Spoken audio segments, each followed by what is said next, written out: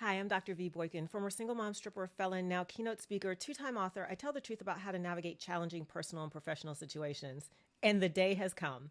I just saw on the news all this concern about maxing.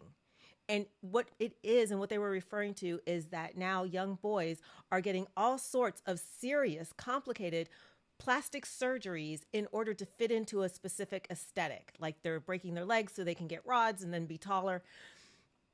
I'm so glad the world is concerned about this right now with all the other fires going on. But also to this specific point, women have been injecting their bodies with silicone, putting in mesh and all sorts of things for decades trying to fit an aesthetic.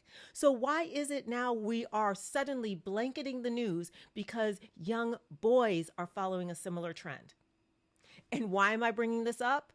I'm bringing this up because this is what happens over and over again in multiple personal and professional situations.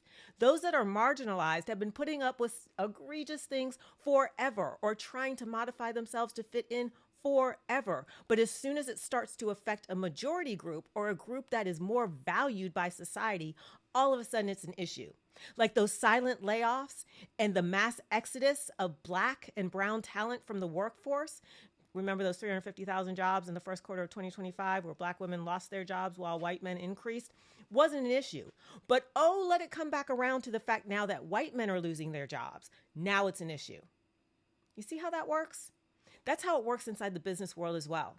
Everybody is just fine when they are the favorite, but as soon as the tide turns and you're having to deal with the same targeting, maltreatment, and lack of equitable treatment in the workplace because you were the favored one and now you're not, now you want to raise a banner and carry a flag. Managers, you need to be on the lookout for doing this to people and also allowing that to happen on your teams. Just because it's someone that no one likes and they're being treated bad does matter. It doesn't just matter when it happens to the favorites. It doesn't just matter when it happens to those that are deemed more valuable.